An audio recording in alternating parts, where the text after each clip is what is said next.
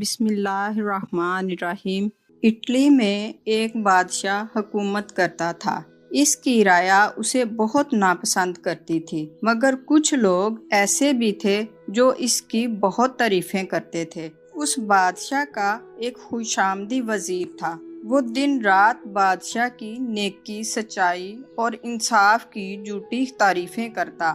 بادشاہ کا حکم تھا، مجھے رعایا کے لوگوں کا حال سچ سچ بتایا کرو کہ کون کس حال میں ہے اور میرے بارے میں لوگ کیا کہتے ہیں۔ اس طرح میں ان کے حالات صحیح طور پر معلوم کر سکوں گا۔ اس کے جواب میں دوسرے وزیر تو خاموش رہتے، مگر تعریفیں کرنے والا وزیر فوراً کہتا، حضور کی نیکی اور انصاف کے چرچے سارے ملک بلکہ دنیا بھر میں ہوتے ہیں۔ بھلا وہ کون بے وقوف آدمی ہوگا جو حضور کے انتظام سے خوش نہ ہو۔ ہمارے ملک کی رعایا تو بے حد آرام اور چین سے ہے۔ بادشاہ کو اس کی باتیں سنتے سنتے شک ہونے لگا کہ ہو سکتا ہے یہ خوش آمدی مجھ سے سچی اور صاف باتیں نہیں کرتا اور اس کے دھوکے میں اپنی رعایا کے اصل حال سے بے خبر رہوں۔ یہ سوچ کر اس نے ارادہ کیا، اس وزیر کو کسی طرح آزمانا چاہیے۔ پہلے تو وہ اسے باتوں باتوں میں سمجھاتا رہا کہ دیکھو، دنیا میں کوئی ملک ایسا نہیں ہوتا جس کے سارے لوگ اپنے بادشاہ سے خوش ہوں، اور کوئی بادشاہ ایسا ہو سکتا ہے کہ جو کسی معاملے میں بیجا فیصلہ نہ کر بیٹھے جس سے کسی کو کوئی تکلیف پہنچے۔ وزیر کو چاہیے کہ اس کے سامنے سچ بولے اور حق بات کہے۔ میں چاہتا ہوں کہ تم نہ ڈر رہو کہ میرے سامنے رعایا کا حال، ان کے خیالات اور میرے انتظام کی صحیح حالت مجھے بتا دیا کرو، تاکہ میں سب لوگوں کی اچھی طرح دیکھ بھال کروں۔ لیکن وزیر اپنی خوشامد کی عادت سے باز نہ آیا اور اس طرح جھوٹی سچی باتیں بنا کر تعریفیں کرتا رہا۔ آخر بادشاہ نے تنگ آ کر اس کی آزمائش کے لیے اس سے کہا، ہم تمہارے کام اور تمہاری باتوں سے بہت خوش ہیں اور اس صلے میں تمہیں بہت بڑا انعام دینا چاہتے ہیں۔ یہ انعام ایک دن کی بادشاہت ہے۔ کل تم بادشاہ بنو گے اور دربار میں سب امیروں، وزیروں اور رعایا کے اعلانہ لوگوں کو جمع کر کے تمہاری دن بھر کی بادشاہت کا ہم اعلان کریں گے۔ وزیر یہ سن کر بہت خوش ہوا۔ دوسرے دن شاہی دربار میں مہمان آنا شروع ہوئے۔ ہر طبقے کے لوگوں کو دعوت دی گئی تھی اور ان کے سامنے وزیر کو بادشاہ نے اپنا تاج پہنا کر اپنے تخت پر بٹھا دیا اور اعلان کیا کہ آج کے دن ہم بادشاہ نہیں، ہم لوگوں کا یہ بادشاہ ہے۔ اس کے بعد سب لوگ کھانے پینے میں مصروف ہو گئے۔ خوش آمدی وزیر بادشاہ بنا، بڑی شان سے تخت پر بیٹھا، نئے نئے حکم چلا رہا تھا اور خوشی سے پھولا نہ سماتا تھا۔ اصلی بادشاہ ایک دن کے نقلی بادشاہ کے پاس چپ چاپ بیٹھا تھا۔ اتنے میں ایک دن کے بادشاہ کی نظر جو اچانک اٹھی تو وہ ایک دم خوف سے کانپنے لگا۔ اصلی بادشاہ اس کی یہ حالت دیکھ کر مسکراتا رہا۔ قصہ یہ تھا کہ نقلی بادشاہ نے دیکھا کہ شاہی تخت کے اوپر اس جگہ جہاں وہ بیٹھا تھا، سر پر ایک چمکدار خنجر لٹک رہا تھا جو بال جیسی باریک ڈوری سے بندھا ہوا تھا۔ اسے دیکھ کر نقلی بادشاہ کا ڈر کے مارے برا حال ہو گیا کہ کہیں یہ بال ٹوٹ نہ جائے اور خنجر اس کے اوپر نہ آ پڑے۔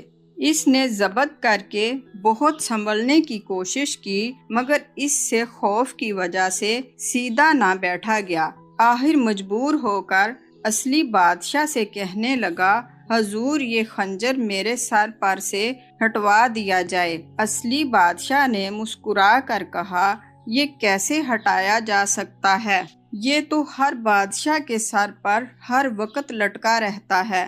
اسے فرض کا خنجر کہتے ہیں۔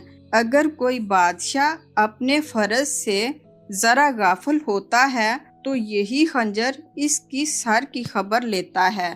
لیکن جو بادشاہ انصاف اور سچائی سے حکومت کرتا ہے، یہ خنجر اس کی حفاظت کرتا ہے۔ اب تو وزیر کی بہت بری حالت ہو گئی اور وہ پریشان ہو کر سوچنے لگا کہ اب کیا کرے کیا نہ کرے، کیونکہ اس کے دل میں خیال آ رہے تھے کہ ایک دن کی بادشاہت میں وہ ایسے ایسے حکم چلائے جس سے اس کے خاندان والوں، عزیزوں اور دوستوں کو خوب فائدے پہنچیں۔ مگر اب تو اس کے سارے منصوبے خاک میں ملتے نظر آ رہے تھے۔ اس نے سوچا اگر کوئی حکم اس نے انصاف کے خلاف دیا تو یہ خنجر اس کی گردن اڑا دے گا۔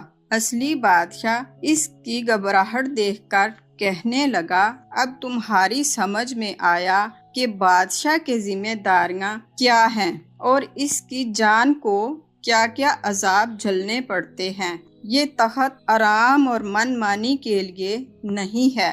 رعایا کا حال اور ملکی انتظام کے بارے میں صحیح حالات بتاؤ۔ خوش آمدی وزیر اپنے بادشاہ کی جھوٹی تعریفیں کر کے ملک، بادشاہ اور رعایا کی بھلائی نہیں کرتے اور خود اپنے بھی خیرخواہ نہیں ہوتے، بلکہ وہ اپنے بادشاہ کو اس چمکدار خنجر کی زرد میں لاتے ہیں جو اس کے سر پر لٹک رہا ہے۔ وزیر اپنے بادشاہ کی یہ باتیں سن کر بہت شرمندہ ہوا اور جھوٹی خوشامد سے باز رہنے کی توبہ کر کے بادشاہت سے دستبردار ہو گیا۔ ایک لومڑی ایک چیل کی سہیلی بن گئی۔ دونوں میں اتنا پیار ہوا کہ ایک دوسرے کے بغیر رہنا مشکل ہو گیا۔ ایک دن لومڑی نے چیل سے کہا، کیوں نہ ہم پاس رہیں؟ پیٹ کی فکر میں اکثر مجھے گھر سے غائب رہنا پڑتا ہے۔ میرے بچے گھر میں اکیلے رہتے ہیں اور میرا دھیان بچوں کی فکر میں لگا رہتا ہے۔ کیوں نہ تم یہیں کہیں پاس رہو؟ کم از کم میرے بچوں کا تو خیال رکھو گی۔ چیل نے لومڑی کی بات سے اتفاق کیا اور آخرکار کوشش کر کے رہائش کے لیے ایک پرانا پیڑ تلاش کیا جس کا تنا اندر سے کھوکھلا تھا، اس میں شگاف تھا۔ دونوں کو یہ جگہ پسند آئی۔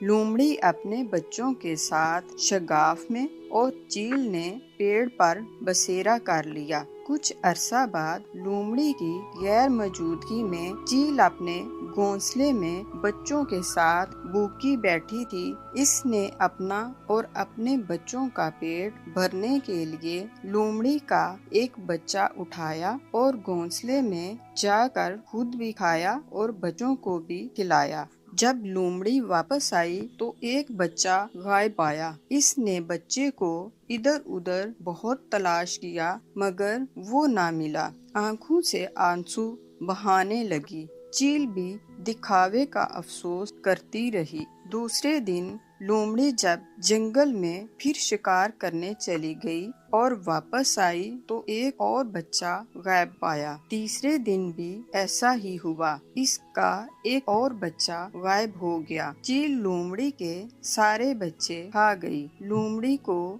چیل پر شک جو ہوا تھا وہ پختہ یقین میں بدل گیا کہ اس کے تمام بچے چیل ہی نے کھائے ہیں، مگر وہ چپ رہی، کوئی گلہ شکوہ نہ کیا۔ ہر وقت روتی رہتی اور خدا سے فریاد کرتی کہ اے اللہ مجھے اڑنے کی طاقت عطا فرما کہ میں اپنی دوست نما دشمن چیل سے اپنا انتقام لے سکوں۔ خدا نے لومڑی کی التجا سن لی اور چیل پر اپنا قہر نازل کیا۔ ایک روز کوہ کے ہاتھوں تنگ آ کر چیل تلاشی روزی میں جنگل کی طرف اڑی چلی جا رہی تھی کہ ایک جگہ دھواں اٹھتا دیکھ کر جلدی سے اس کی طرف لپکی۔ دیکھا कुछ शिकारी आग जलाकर अपना शिकार ढूंढने में मसरूफ हैं। चील का भूख से बुरा हाल था, बच्चे भी भूखे थे, सब्र न कर सकी, झपटा मारा और कुछ गोश्त अपने पंजों में उचक कर घोंसले में ले गई। इधर भुने हुए गोश्त के साथ कुछ चिंगारियां भी चिपकी हुई थीं। घोंसले में बचे हुए घास बूंद के टिंकों को आग लग गई। घोंसला भी जलने लगा। इधर तेज हवा चलने लगी। घोंसले की आग ने इतनी फुर्सत ही ना दी कि चील अपने और अपने बच्चों का बचाव कर सके। वहीं तड़प तड़कर नीचे गिरने लगे। लोमड़ी ने झट अपना बदला ले लिया और इन्हें चबा चबा कर खा गई। जो किसी के लिए कुआं खोदता है खुद भी इसमें जा गिरता है। इसलिए सियानों ने कहा है कि बुराई करने से पहले सोच ले, कहीं बाद में पछताना ना पड़े।